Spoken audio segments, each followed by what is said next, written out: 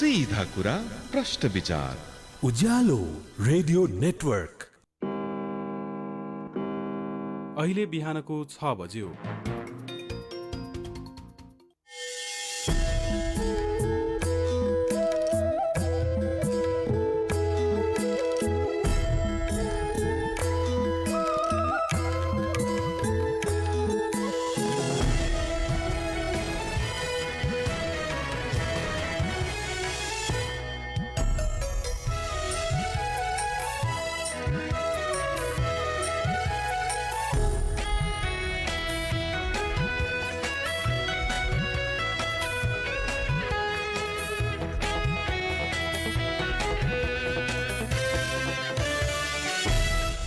नमस्कार तथा सुप्रभात। काया कैरनमा तपाईंलाई साथी मदन पौड्यालसँगै दिपा तिमल सिन्हाको स्वागत छ। काया कैरन उज्यालो रेडियो नेटवर्कसँगै उज्यालो अनलाइन र मोबाइल एप्लिकेशनबाट एकसाथ प्रसारण भइरहेको छ। आज 2079 साल असार 16 गते बिहिबार, असार शुक्ल पक्षको प्रतिपदा तिथि सन् 2022 जुन 30 तारिक।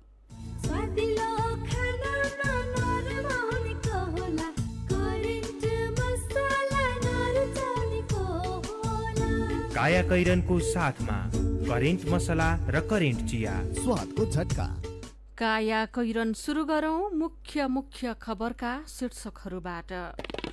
सभामुख सापकोटा र राष्ट्रिय सभा अध्यक्ष तिमिल सिन्हा बीचको मनमुटावले संघीय संसद सचिवालय गतिशील हुन सकेन। संसद क्याबिनेटको बैठक बस्न नसक्दा कर्मचारी पदस्थापन र सरुवा बढुवा ठप्प।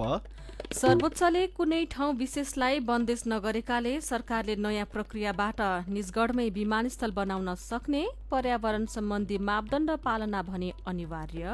मल र सिंचाई अभावले रोपाई कम। पोहोर असार 10 गतेसम्म 27% रोपाई भएकोमा यसपालि अहिलेसम्म झण्डै 20% मात्रै। नेटो सैन्य गठबन्धनको शिखर सम्मेलनमा युक्रेनका राष्ट्रपति जेलेन्स्कीको सम्बोधन। रुससँग लड्न मासिक $5 अर्ब आवश्यक रहेको भनाई। र नेपालको राष्ट्रिय क्रिकेट टोलीले आउँदो सेप्टेम्बरमा अस्ट्रेलिया भ्रमण गर्ने। वैदेशिक रोजगार न्याय सम्बन्धी जानकारी। वैदेशिक रोजगारमा जाने व्यक्ति ठगिएमा वा शोषणमा परेमा वैदेशिक रोजगार विभागमा वा आफ्नो जिल्लाको जिल्ला प्रशासन कार्यालयमा निवेदन दिनुपर्दछ। वैदेशिक रोजगार ठगी गर्ने व्यक्तिलाई 3 वर्षदेखि 7 वर्षसम्म कैद र 3 लाखदेखि 5 लाख रुपियाँसम्म जरिवाना सजाय हुन्छ। वैदेशिक रोजगारमा ठगिएको व्यक्तिले बुझाएको रकम र त्यसमा थप 50% हर्जना सहितको रकम पीडकबाट फिर्ता पाउँछन्। वैदेशिक रोजगार ठगीको विषयमा जहिले पनि उजुरी लाग्दछ। क्षतिपूर्तिसँग सम्बन्धित उजुरी 1 वर्षभित्रमा दिनुपर्दछ। वैदेशिक रोजगारमा जाँदा लाग्ने खर्च मेन पावरमा बुझाइ भरपाई लिएमा न्याय पाउन सजिलो हुन्छ। वैदेशिक रोजगारीको सिलसिलामा ठगिएमा वा उद्धार गर्नु परेमा वा बेचबिखनमा परेमा वा तलब नपाएका कारण कानुनी सल्लाह र निशुल्क कानुनी सहायता चाहिएमा पिपुल फोरमको फोन नम्बर 01 44 23 973 मा सम्पर्क गर्न सकिनेछ। आइरेक्सको सहयोगमा मानव अधिकारका लागि जनमञ्च, पिपुल फोरम काठमाडौँ, नेपाल। सुरक्षित र समृद्ध होस् जिन्दगीको सेरोफेरो। भोलिको लागि सोच्नु पर्ने कर्तव्य हो तिम्रो मेरो। ढुक्क हुन भोलिलाई बिमा गरौ है। नेशनल लाइफ इन्स्योरेन्समा बिमा गरौ है। विगत 35 वर्षदेखि सञ्चालनरत नेपालकै पहिलो अग्रणी जीवन बिमा कम्पनी, नेपाल सरकारको पूर्ण स्वामित्व रहेको राष्ट्रिय वाणिज्य बैंक प्रवर्धक रहेको नेशनल लाइफ इन्स्योरेन्स कम्पनी, अजिमपाट, काठमाडौँ। राष्ट्रपति चुरे तराई मधेस संरक्षण विकास समितिको अत्यन्त जरुरी सूचना। राष्ट्रपति चुरे तराई मधेस संरक्षण विकास समितिले 2079 असाढ महिनालाई वृक्षारोपण अभियान महिनाका रूपमा मनाउने निर्णय गरेको छ। तसर्थ चुरे क्षेत्रमा रहेका खाली जग्गा, नदी उकास क्षेत्र, क्षतिग्रस्त भूमि, सरकारी कार्यालय र विद्यालयको प्राङ्गण, निजी जग्गामा बहुउपयोगी गुण भएका डाले घाँस, फलफुल र सौन्दर्यीकरण बढाउने प्रजातिका बिरुवाहरू वृक्षारोपण गरी हरियाली प्रवर्धन, जैविक विविधताको संरक्षण, भूक्षय नियन्त्रण र पानीको पुनर्भरण गर्ने तथा जलवायु अनुकूलन क्षमतामा वृद्धि गरी हरित अर्थतन्त्रमा टेवा पुर्याउने कार्यमा योगदान पुर्याउनका लागि नेपाल सरकार, प्रादेशिक सरकार, स्थानीय तह, निजी क्षेत्र, सामुदायिक वन उपभोक्ता समूह, साझेदारी वन उपभोक्ता समूह र गैर सरकारी सङ्घ संस्था एवं नागरिक समाजमा यस समिति हार्दिक अनुरोध गर्दछ। राष्ट्रपति चुरे तराई मधेस संरक्षण विकास समिति, खुमलटार, ललितपुर।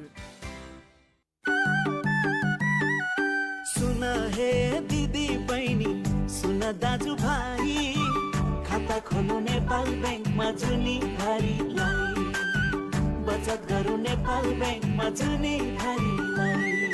कारोबार गर्न सक्छौँ बसी बसी घरमा, ढुक्क हुन्छन् सबैजना नेपाल ब्याङ्कको भरमा। समयसँगै अघि बढ्दै नेपाल ब्याङ्क लिमिटेड, नेपालको पहिलो ब्याङ्क। काया कैरनमा अब खबरको सिलसिला। सभामुख अग्निप्रसाद सापकोटा र राष्ट्रिय सभाका अध्यक्ष गणेश प्रसाद तिमिल सिन्हा बीचको मनमुटावले संघीय संसद सचिवालय गतिशील हुन सकेको छैन। सभामुख सभापति र राष्ट्रिय सभा अध्यक्ष रहने सचिवालय सञ्चालन तथा व्यवस्थापन समितिको बैठक नै गएको मंसिर महिना यता बस्न सकेको छैन। संसदको क्याबिनेट भनिने त्यो समितिको बैठक नबस्दा कर्मचारी पदस्थापन, सरुवा बढुवा ठप्प छ। सचिवालयको ऐन, नीति र नियम समयानुकूल परिवर्तन एवं संशोधन समेत हुन सकेको छैन। सभामुख सापकोटा सत्तारूढ दल माओवादीबाट निर्वाचित भएर प्रतिनिधि सभा पुग्नु भएको हो। अध्यक्ष तिमिल सिन्हालाई एमाले राष्ट्रिय सभामा पुर्याएको हो। तटस्थ भूमिकामा रहनुपर्ने सापकोटा र तिमिल सिन्हा दुवैमा दलीय प्रभाव हावी हुँदा संसद सचिवालयको काम कारबाहीमा प्रभाव परेको छ। गएको चुनावमा वाम गठबन्धन र पछि पार्टी एकता गरे पनि प्रतिनिधि सभा विघटनको घटनाक्रमले एमाले र माओवादी जसरी दुई किनारामा छन् उसै गरी नै सभामुख सापकोटा र अध्यक्ष तिमिल सिन्हा बीचको सम्बन्ध पनि सौहार्दपूर्ण छैन। संघीय संसद सचिवालयका प्रवक्ता रोजनाथ पाण्डेले समितिको बैठक नबस्दा दैनिक काम कारबाही र नीतिगत निर्णयमा प्रभाव परेको बताउनु भएको छ। उहाँका अनुसार संगठन र व्यवस्थापन सर्वेक्षण गर्नुपर्ने अवस्था छ। बजेट अनुमोदनमा पनि असर परेको छ। कार्य सम्पादन मूल्याङ्कनमा उहाँहरूकै अन्तिम भूमिका रहन्छ। उहाँले भन्नुभएको छ, नियमित बैठक बसेको भए यी विषय अगाडि बढाइन्थ्यो होला। नेकपामा विवाद चलिरहेका बेला तत्कालीन प्रधानमन्त्री केपी शर्मा ओलीले 2077 साल मंसिर 30 मा बोलाएको संवैधानिक परिषदको बैठकमा सभामुख सापकोटा जानु भएको थिएन। ओलीले सभामुख अनुपस्थित भए पनि कोरम पुग्ने गरी दिउँसो अध्यादेश मार्फत कानून संशोधन गर्नुभयो र बेलुका विभिन्न संवैधानिक आयोगमा पदाधिकारी सिफारिस गर्नुभएको थियो। सिफारिस गर्ने बैठकमा परिषद अध्यक्ष ओली, प्रधान न्यायाधीश चोलेन्द्र शमशेर जबरा, अहिले उहाँ निलम्बित हुनुहुन्छ, र राष्ट्रिय सभाका अध्यक्ष तिमिल सिन्हा उपस्थित हुनुहुन्थ्यो। त्यस सिफारिसले तत्कालीन प्रधानमन्त्री ओली र सभामुख बीच विवाद झनै चुलियो। राष्ट्रिय सभा अध्यक्ष तिमिल सिन्हाले ओलीलाई साथ दिँदा सभामुख सापकोटा भने उनीहरू विरुद्ध मुद्दा नै लिएर 2077 साल माघ 23 मा सर्वोच्च अदालत पुग्नु भएको थियो। त्यसले अध्यक्ष तिमिल सिन्हा र सभामुख सापकोटा बीच मतभेद अझ चर्काएको सचिवालयका एक अधिकारीले बताएका छन्। पूर्व सभामुख दबननाथ ठुङ्गानाले जिम्मेवारीमा पुगेका व्यक्तिहरूले पदीय गरिमा अनुसार काम गर्नुपर्ने र राजनीतिक दलहरूले पनि व्यक्ति छनौटमा ध्यान दिनुपर्ने बताउनु भएको छ। अध्यक्ष र सभामुख बीच विवाद लम्बिँदै जाँदा प्रतिनिधि सभा र राष्ट्रिय सभाको छुट्टा छुट्टै सचिवालय बनाउने कि भन्ने बहस पनि सुरु भएको छ, तर त्यो उचित निकास नहुने पूर्व सभामुख ढुङ्गानाको भनाइ छ। कान्तिपुरले खबर छापेको छ। गठबन्धनका सहयात्री दलले संघ र प्रदेशको चुनावमा सम्मानजनक सिट बाँडफाँड हुनुपर्ने भन्दै मनोवैज्ञानिक दबाव बढाइरहेका बेला नेपाली काङ्ग्रेसका नेताहरूले कम्तीमा 60% सिट लिएर तालमेल गर्न नेतृत्वलाई आग्रह गर्न थालेका छन्। काङ्ग्रेसका सभापति समेत रहेका प्रधानमन्त्री शेरबहादुर देउवालाई आफ्नै नेताहरूको माग र सत्ता सहयात्री दलको दाबी अनुसार सिटको तालमेल मिलाउन चुनौतीपूर्ण बनेको छ। माओवादी र एकीकृत समाजवादीको एउटा खेमा भित्रभित्रै वामपन्थी दलहरूबीच गठबन्धन गराउने कसरतमा रहेको चर्चा छ। उनीहरूले प्रमुख प्रतिपक्षी एमालेका अध्यक्ष केपी शर्मा ओली र दोस्रो तहका नेताहरूसँग अनौपचारिक संवाद चलाइरहेका छन्। माओवादीका अध्यक्ष पुष्पकमल दाहाल प्रचण्ड र एकीकृत समाजवादीका अध्यक्ष माधव कुमार नेपालले अहिलेसम्म यही गठबन्धनको पक्षमा देखिनु भएको छ, तर उहाँहरूले पार्टीभित्रका फरकधारलाई सम्हाल्न सिट तालमेललाई रणनीतिक रूपमा उपभोग गर्न सक्ने काङ्ग्रेस नेताहरूको आशंका छ। गठबन्धनलाई अनिवार्य आवश्यकता ठान्दै आएका देउवाले सिटमा सम्झौता गर्न सक्ने भन्दै पार्टीका धेरैजसो नेताले 100 सिट भन्दा तल नझर्न उहाँलाई सुझाइरहेका छन्, तर माओवादी केन्द्रका अध्यक्ष प्रचण्ड र नेता नेपालले रणनीतिक रूपमा तालमेललाई उपयोग गर्न सक्ने देखिएको छ। गठबन्धनका अरू दलले सम्मानजनक सिट बाँडफाँडमा जोड दिइरहेका बेला काङ्ग्रेसमा 165 मध्ये 79 सिटभन्दा तल नझर्न दबाब रहेको छ।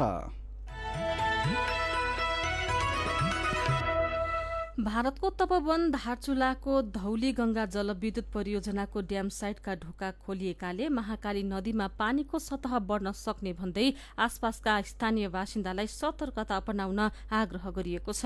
बिहान 5 बजेदेखि भारतले सिल्ड फ्लसिङ गर्न भन्दै बाँधका ढोका खोलेको जिल्ला प्रशासन कार्यालय दार्चुलाले जनाएको छ। अहिले खोलिएका बाँधका ढोका बेलुका 8 बजेसम्म नै खुला हुने पनि जिल्ला प्रशासन कार्यालय दार्चुलाले निकालेको सूचनामा उल्लेख गरिएको छ। महाकाली जलाधारका केही ठाउँमा वर्षा समेत भएकाले नदीमा 81 बहाव बढ्न सक्ने भएकाले सतर्कता अपनाउन प्रशासनले आग्रह गरेको हो। यसैबीच आज पनि देशका धेरै ठाउँमा पानी पर्ने सम्भावना रहेकाले बाढी पहिरोको जोखिम रहेको भन्दै सतर्कता अपनाउन मौसमविदले आग्रह गरेका छन्। बाराको निजगढमा अन्तर्राष्ट्रिय विमानस्थल बनाउन सरकारले अहिलेसम्म गरेका सबै निर्णय बदर गरेको 1 महिनापछि सर्वोच्च अदालतले फैसलाको पूर्णपाठ सार्वजनिक गरेको छ। पूर्णपाठमा निजगढमै विमानस्थल निर्माण गर्न निषेध गरिएको छैन, तर पर्यावरण सम्बन्धी मापदण्डलाई अनिवार्य पालना गर्न भनिएको छ। गएको फागुन 5 मा सुनवाई थालेको सर्वोच्चले 7औं पटक सुनवाई गरेर जेठ 12 मा निजगढका नाममा सरकारले अहिलेसम्म गरेका सबै निर्णय बदर हुने आदेश सुनाएको थियो। तर निजगढ विमानस्थल बनाउने च्याप्टर क्लोज भएको हो कि होइन भन्ने अन्योलमा हिजो सार्वजनिक पूर्णपाठले यो अन्योलतालाई अन्त्य गरेको छ। फैसलाले नयाँ सिराबाट र विधिसम्मत प्रक्रियाबाट अन्य ठाउँमा जस्तै निजगढमा पनि विमानस्थल बनाउने विकल्प खुल्ला गरेको छ। 5 सदस्यीय वृहत पूर्ण इजलासका सबै न्यायाधीशहरू सरकारले अहिलेसम्म गरेका सबै निर्णय बदर गर्न एकमत भएका छन्, तर यसपछिका विकल्प के हुन् भन्ने बारेमा फरक राय लेखेका छन्। विशम्बर प्रसाद श्रेष्ठ र प्रकाशमान सिंह राउत समेतका तर्फबाट न्यायाधीश ईश्वर खतिवडाले लेखेको रायमा न्यून वातावरणीय क्षति र प्राविधिक दृष्टिले उपयुक्त ठाउँमा विमानस्थल निर्माण गर्न आदेश दिएको छ। बहुमत भएकाले यही नै सर्वोच्चको आदेश हो। छनौट गरिएको स्थानको वातावरण अध्ययन, कानुनी विधि, जग्गाको क्षेत्रफल र प्राविधिक दृष्टिले उपयुक्त देखिएको ठाउँमा विमानस्थल निर्माण गर्नु आदेशमा भनिएको छ। यो आदेशमा कुनै पनि ठाउँ विशेषलाई बन्देज नगरिएकोले सरकारले नयाँ प्रक्रियाबाट निजगढमै पनि विमानस्थल बनाउन सक्छ। काया कैरनमा कुराकानी सँगै खबरको सिलसिला बाँकी नै छ, सुन्दै गर्नुहोला। ल 1 2 के सामान बेचेको हो? 1 2 भन्दैछ त। सानीमा बैंकमा 1 राखेपछि 2 हुने मुद्दती खाता भनेको क्या? ए सानीमा डबल धमाका मुद्दती खाता पो भनेको हो नि। यो डबल धमाका मुद्दती खातामा 76 महिनामै निक्षेपमा राखेको रकम दोब्बर हुन्छ। अनि 1 2 भएन त? अनि बीचमा पैसा चाहियो भने के गर्ने थाहा छ त? किन थाहा नहुनु? आफूलाई चाहिएको बेलामा निक्षेपको 90% सम्म कर्जा लिन पाइन्छ। साथै निशुल्क क्रेडिट कार्ड पनि लिन सकिन्छ। ओहो, यो त सबैलाई सुनाउनु पर्ने कुरा पो हो त। म पनि विदेशमा कम ब्याज दरमा निक्षेप राख्ने छोरीलाई आजै सानीमा डबल धमाकामा पैसा राखी यो मौका नगुमाउनु भनिहाल्छु ल। अनि दाइ, छर छिमेकीहरू चाहिँ यो मौकाबाट छुट्लान् नि? त्यो त म भनिहाल्छु नि। आजै खोलौं कम निष्क्रिय कर्जा भएको सानीमा बैंकमा डबल धमाका मुद्दती खाता। मुद्दतीमा 100% प्रतिफलका साथै बचत खातामा पनि 8.03% सम्मको उच्च ब्याज दर। थप जानकारीका लागि नजिकैको शाखा वा 980119 0119 मा सम्पर्क गर्नुहोला। सानीमा बैंक, सबल अनि विश्वसनीय। बाबासँग बस्दिन, बाबाले पिट्नुहुन्छ। यसलाई त म कति माया गर्छु दाइ। यस्तो झगडालु नभइदियोस्, सधैँ हाँसी खुसी भइदियोस्, सबैको प्यार र मायाले भइदियोस्। र पो म पनि सन्देशको बाउ हुँ भनेर छाती ठोक्नु पाउँछु भने। सन्देश सुध्रियोस् भन्ने चाहेको भए सबभन्दा पहिला तिमी सुध्रिनुपर्छ। धारावाहिक रेडियो नाटक रोपेको नफल हरेक साता तपाईको रेडियोमा।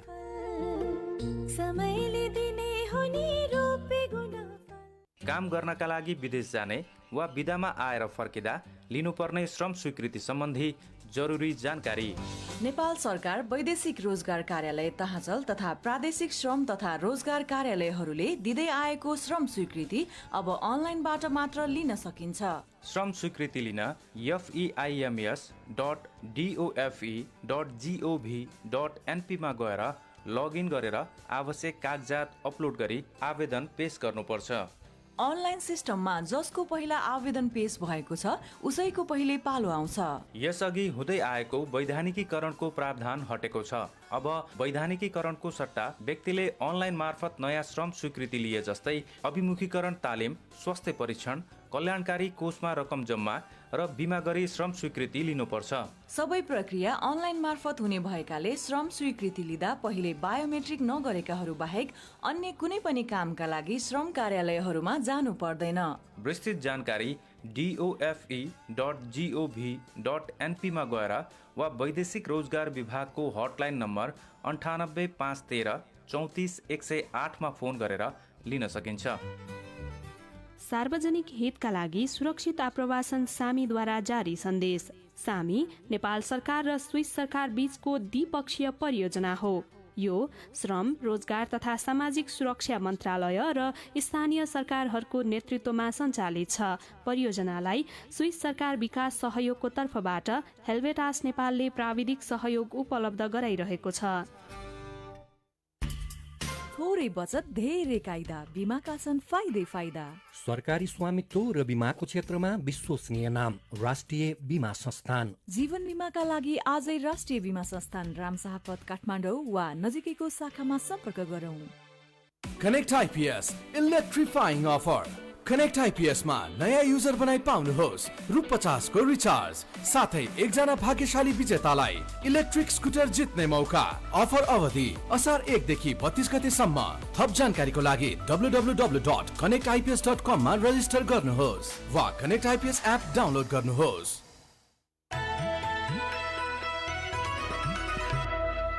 उज्यालो रेडियो नेटवर्कसँगै उज्यालो अनलाइन र मोबाइल एप्लिकेशनमा प्रसारण भइरहेको काया कैरनमा तपाईंलाई फेरि स्वागत छ। यतिन्जेल हामीले सभामुख सापकोटा र राष्ट्रिय सभा अध्यक्ष तिमिल सिन्हा बीचको मनमुटावले संघीय संसद सचिवालय गतिशील हुन सकेन, 60% सीट लिएर तालमेल गर्न कांग्रेसमा दबाव, सर्वोच्चले कुनै ठाउँ विशेषलाई बन्देज नगरेकाले सरकारले नयाँ प्रक्रियाबाट निजगढमै विमानस्थल बनाउन सक्ने लगायतका खबर प्रस्तुत गर्यौं। अब बाँकी प्रसंग। महँगी यति धेरै बढेको छ कि निम्न आय भएका नागरिकको त चुलो बल्न समेत मुस्किल छ। खाने तेल, दाल, चामल, गेडागुडी, तरकारी, पानी कुनै पनि दैनिक उपभोग्य वस्तुको भाव छोइसाध्य छैन। नेपाल खुद्रा व्यापार संघ र नेपाल राष्ट्र बैंकको तथ्याङ्क नै हेर्ने हो भने मूल्य वृद्धि 6 वर्ष यताकै उच्च बिन्दुमा पुगेको देखिन्छ।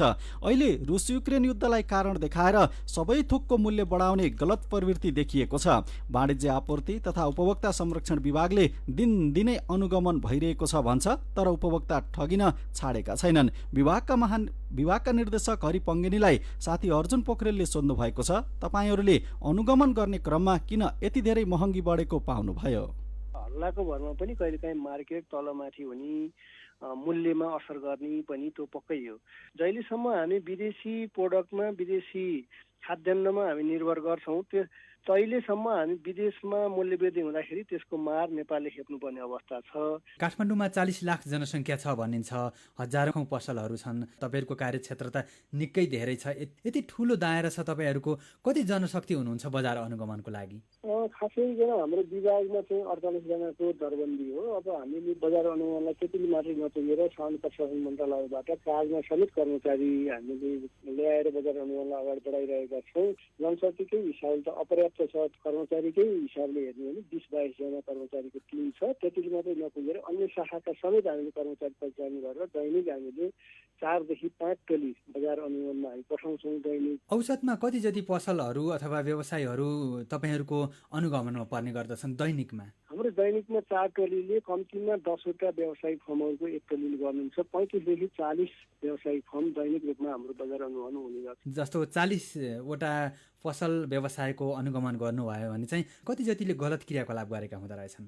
यसमा 35 देखि 40% चाहिँ गलत क्रियाकलाप गरेको हामी पाउँछौँ। जस्तो अहिलेसम्मकै डाटा हेर्ने हो भने हामीले असार 10 गतेसम्म, साउनदेखि असार 10 गतेसम्म 2872वटा व्यवसायिक फर्महरूको हामीले बजार अनुगमन गरिसकेका छौँ। त्यसमा 1254वटा व्यावसायिक फर्महरू चाहिँ उपभोक्ता संरक्षण ऐन बमोजिम पशु जन्ने कारबाहीमा पर्नु भएको छ। हाम्रोमा के छ भन्दा तपाईँहरूले पल्लो पसलमा अनुगमन गरिरहँदा ओल्लो पसलमा उपभोक्ता ठगिरहेको पाइन्छ। किन यस्तो अवस्था आउने रहेछ? मतलब सरकारी कारबाहीको डर छैन अथवा उनीहरूलाई उपभोक्तालाई जे गरे पनि हुन्छ भन्ने छ? अनुगमन भनेको साङ्केतिक रूपकै अनुगमन हो। अब सबैमा गएर नेपाल सरकार साथ दिनु हुँदैन र त्यो मानेमा अनुगमन गर्ने पनि होइन। 1-2 जनालाई कारबाही गर्दाखेरि अरू 95-96 जना व्यवसायिक फर्म तर्सिने गरी गर्ने कारबाही हो। यसको म्यासेज यो अर्को पनि के हो भने कसैले उपभोक्ता संरक्षण ऐन नियावली बमोजिम कसुरजन्य काम गरेको छ भने राज्यको कारबाहीबाट उम्किन पाउँदैन, राज्यको कारबाहीबाट भाग्न पाउँदैन र हामी कारबाहीमा परिन्छ भन्ने म्यासेज दिने गरी हामीले अनुगमन गर्ने हो। खासमा त नेपाल सरकारको अनुगमनबाट कोही पनि कारबाही परेनन् भने बल्ल स्वच्छ बजारको उपलब्धिमा पनि हुने हामीले विश्वास लिन्छौँ। नागरिकले त आवासै गर्दैनौँ, हामी त आवासै छैन भन्छन् क्या यो वाणिज्य आपूर्ति तथा उपभोक्ता संरक्षण विभागको। नागरिकले किन यस्तो आवासै गर्दैनन्? होइन, यो नागरिकले आवास गर्नको लागि भर्खरै पनि अब यसलाई अब त्यो हामीले पनि अब त्यो रियलाइज गरेको हो। यसलाई व्यापक रूपमा अब बजार अनुगमन गर्नुपर्छ, एउटा वाणिज्य विभागले मात्रै बजार अनुगमन गरेर यो सम्भव पनि छैन भनेर अहिले भर्खरै बजार अनुगमन निर्देशिका भर्खरै स्वीकृत भएको छ। त्यसले 15-16वटा यस्ता जुन नियामक निकायहरू छ ती सबैलाई हामीले 12 गतेको दिन माननीय मन्त्रीजीको अध्यक्षतामा ती विभागहरू तिनीहरूका तालुक मन्त्रालयहरू एकीकृत कार्ययोजना बनाएर सबै निकायहरूले आफ्नो सेक्टरको वस्तु तथा सेवाको अनुगमन गर्ने। त्यसरी अब बजार अनुगमनलाई अब वृहत रूपमा अब 753वटै स्थानीय तहमा पुर्याउने, साथै प्रदेशबाट प्रयोग गर्ने, सशस्त्र जिल्ला प्रशासन कार्यालयको पनि क्षमता विकास गरेर त्यहाँबाट पनि सघन अनुगमन गर्ने। अब यसरी बजार अनुगमन गर्दाखेरि आम उपभोक्ताले अनुभूति गर्ने र आम उपभोक्ताले सन्तुष्टि गर्ने, बजार अनुगमनको अनुभूति गर्ने गरी बजार अनुगमन अगाडि बढ्दैछ। उहाँ हुनुहुन्थ्यो वाणिज्य विभागका निर्देशक हरि पङ्गेनी। उहाँसँगको थप कुराकानी अहिले 8:20 प्रसारण हुने कार्यक्रम बदलिँदो नेपालमा सुन्न सकिनेछ। काया कैरनमा मेरो पनि भन्नु छ र कार्टुनसँगै खबरको सिलसिला बाँकी नै छ, सुन्दै गर्नुहोला। आमा नमस्कार। नमस्कार स्वस्थकर नानी। यति दुःख गरेर छोरीलाई ल्याउनु भएको रहेछ होइन, के भएर यिनलाई? हेर्नुहोस् न नानी, तपाईँलाई नभनेर कसलाई भन्नु, बेथा चर्को छ। सधैँ यो छोरीसित घर बस्न भ्याउन्न, मेलापात कामतिर जानै पर्यो। तर समाजमा कस्ता कस्ता मान्छेहरू छन्। होइन किन र आमा, के भन्न खोज्नु भएको? हेर्नुहोस् न, दिउँसो घरमा कोही नभएको बेला कुन चाहिँ पापीले बलात्कार गरेछ। अरे घरमा आउँदा त छोरी रक्ताम्मै छ, फेरि यस्तै होला र गर्व रहला भन्ने पिँढले त्यो के अरे 5-7 वर्षकै हुन्छ अरे नि। हजुर हजुर, अस्थायी साधन त्यो लगाइदिन ल्याएको नानी। ओहो, कस्तो अमानवीय मानिस। कन्ट्रासेप्टिक त लगाइदिउला आमा, तर गर्व रहँदैन भन्ने थाहा पाएपछि छोरीमाथि झनै हिंसा हुन सक्छ। त्यसरी यो समाधान होइन। के गर्ने त? महिलामाथि हुने हिंसा रोक्न त कानुनकै सहारा लिनुपर्छ। त्यसैले आमा प्रहरीलाई खबर गरिहाल्नुहोस्। अब केही सहयोग चाहिएमा मलाई पनि भन्नुहोला। ठिक भन्नुभयो नानी, म अहिले नै प्रहरीकोमा जान्छु। हिंसा त हुन दिनै भएन नि। गर्भनिरोधका साधनलाई अपाङ्गता भएका किशोरी र महिलामाथि हुने हिंसा रोक्ने साधन नबनाऊ र प्रयोग गर्न बाध्य पनि नपारौं। हिंसा रोक्न खबरदारी गरौं। जनहितका लागि प्रयत्न नेपालद्वारा जारी सन्देश। मेरा छोराछोरीको सपना अन्तर्राष्ट्रिय स्तरको उच्च शिक्षा। म पनि यस्तै चाहन्छु। मलाई विश्वास छ हाम्रो सपना र चाहनालाई पूरा गर्छ नेपाल जापान सेवा सेन्टरले। हजुर, उच्च शिक्षाको लागि जापानको जुनसुकै सिटीमा अध्ययन गर्न र जापानिज भाषा सिक्नको लागि हामी तपाईको साथमा छौं। सम्पर्क नेपाल जापान सेवा centre, Nagpokhari, Kathmandu. Phone number 44 28 242 44 28 242। Come once, you will certainly be benefited. सीधा कुरा, प्रश्न विचार काठमाडौँमा 90 मेगाहर्ज उज्यालो रेडियो नेटवर्क मार्फत देशभरिका विभिन्न एफएम स्टेशन तथा उज्यालो अनलाइन र मोबाइल एप्लिकेशनमा प्रसारण भइरहेको काया कोइरनमा तपाईलाई फेरि स्वागत छ। अब बाँकी खबर। सरकारले यो वर्ष धान दिवसको नारा अन्नबालीमा जैविक विविधताको उपयोग, आयात प्रतिस्थापनमा सहयोग तय गरेको थियो। त्यसै अनुसार हिजो तामझामका साथ राष्ट्रिय दिवस मनाइरहँदा धेरैजसो किसानले मल बिनै रोपाई गरे। कतिपय ठाउँमा सिँचाइ अभावका कारण रोपाइ नै सुरु भएको छैन। यसको पुष्टि सरकारी तथ्याङ्कले पनि गर्छ। बाली विकास तथा जैविक विविधता संरक्षण केन्द्रका अनुसार गएको वर्षको तुलनामा यो वर्ष असार 10 सम्म धान रोपाइ 10% घटेको छ। गएको आर्थिक वर्ष 2078-79 को असार 10 गतेसम्म देशभर 27% रोपाइ सकिएको थियो। यस वर्ष अहिलेसम्म 20% धान खेतमा मात्रै रोपाइ हुन सकेको छ। अहिलेसम्म प्रदेश 1 मा 8.85%, बागमतीमा 25%, गण्डकीमा 13.6%, लुम्बिनीमा 8.64%, कर्णालीमा 40% र सुदूरपश्चिममा 21% रोपाइ सकिएको केन्द्रले जनाएको छ। अहिलेसम्म यो अवधिमा 20% मात्रै रोपाइ हुन सकेको छ। प्रदेश 2 मा रोपाइ नै सुरु हुन सकेको छैन। कृषि विभागका महानिर्देशक रेवती रमण पौडेलका अनुसार प्रदेश 1 मा 17.9% र बागमतीमा 31% रोपाइ भइसकेको छ। सिँचाइ अभावले पश्चिमतिर धेरै खेतमा रोपाइ भएको छैन। समयमै बिउ पनि तयार भएन। उहाँले भन्नुभयो, अहिले मनसुन सक्रिय भएको छ, अब तीव्र गतिमा रोपाइ हुन्छ। देशमा सबैभन्दा धेरै मध्य, पूर्वी क्षेत्र र तराईमा धान खेती हुन्छ। यो वर्ष अहिलेसम्म तराईमै रोपाइ कम भएको छ। यसको मुख्य कारण सिँचाइको अभाव हो। मनसुन पूर्वी क्षेत्रमा सक्रिय भए पनि पश्चिमी क्षेत्रमा सक्रिय हुने क्रममा रहेको छ। तराईको झण्डै 25 देखि 33% जमिनमा मात्रै सिँचाइ सुविधा छ। देशको खेती प्रणाली मनसुनमै आधारित हुँदा रोपाइ गर्न मनसुन कुर्नुपर्ने बाध्यता किसानलाई रहेको छ। महानिर्देशक पौडेलका अनुसार रासायनिक मलको असहजताका बावजुद पनि यो रोपाइ हुनुलाई सकारात्मक नै मान्न सकिन्छ। यसैबीच सरकारले भारतबाट G2G मोडलमा आगामी 5 वर्षका लागि रासायनिक मल खरिद गर्न गएको फागुनमै MOU गरिसकेको छ, तर अहिलेसम्म मल आउन सकेको छैन। यसैबीच नेपाल भारत सीमावर्ती क्षेत्रका नेपाली किसान महँगो मूल्यमा उपलब्ध हुने भारतीय विकासे हाइब्रिड धानको बिउप्रति आकर्षण भएका बेला सीमा पारी भारतका किसानको रोजाइमा भने नेपालको रैथाने धान बाली पर्ने गरेको छ। नेपाली बिउ सस्तोमा पाइने र बाली वैज्ञानिकले प्रमाणित गरेकोले भारतीयको रोजाइमा परेको विज्ञहरू बताउँछन्। बाँकेको खजुरा स्थित कृषि अनुसन्धान निर्देशनालय नार्कले रैथाने धानको मूल बिउ उत्पादन गरी सहकारी र विभिन्न बिउ बिजन कम्पनीलाई उपलब्ध गराउँदै आएको छ। मेरो पनि भन्नु छ। कृषि तथा पशुपक्षी विकास मन्त्री महेन्द्र राय यादवले अन्तर्राष्ट्रिय बजारमा मलको भाउ बढेका कारण ठेकेदारले मल ल्याउन नसकेको बताउनु भएको खबर उज्यालो अनलाइनमा पढेर पुष्पा सुनारको प्रतिक्रिया छ। सरकार बिचौलियाको मात्रै भर परेर भएन नि, ठेकेदारले ल्याउन सकेन भनेर सरकार पन्छिन मिल्छ र? G2G मार्फत सरकार आफैले मल ल्याए हुन्न?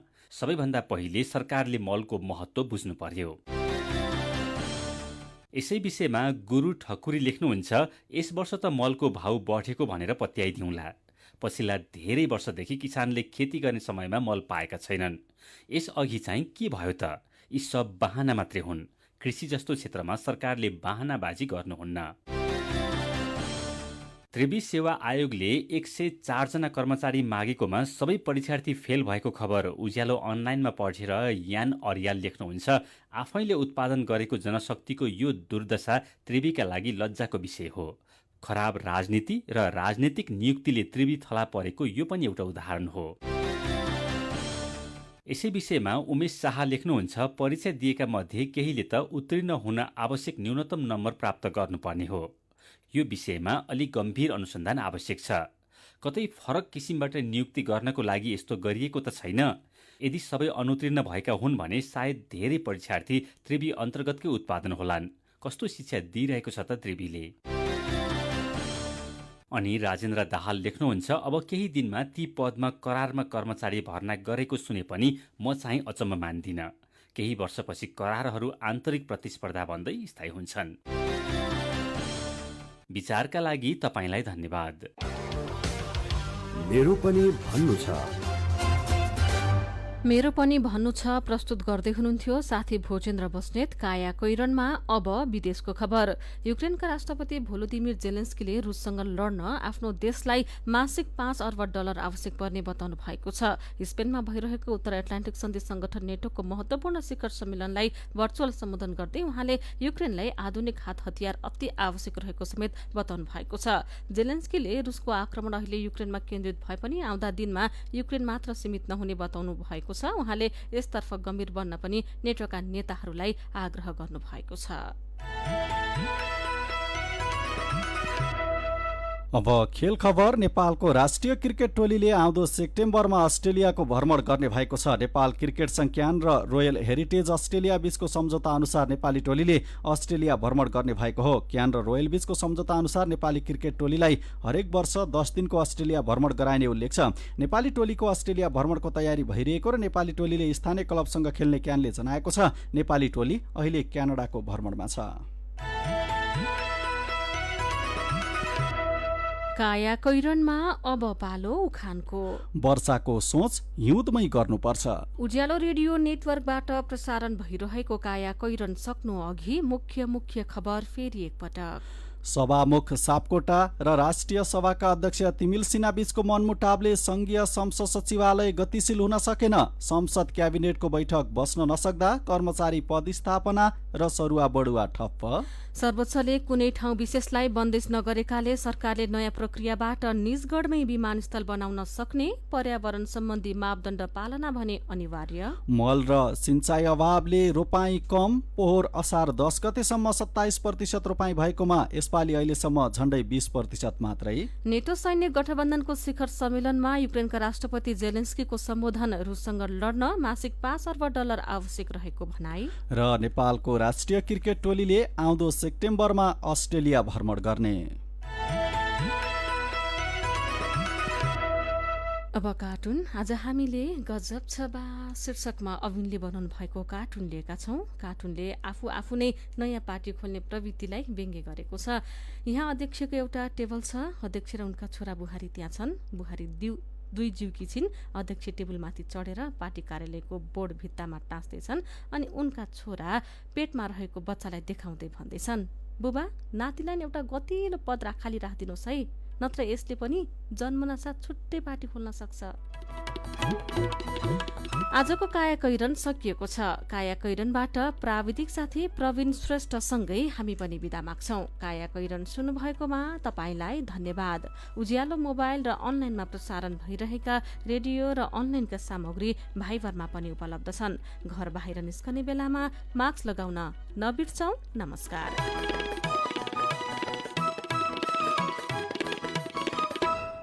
Call to Cake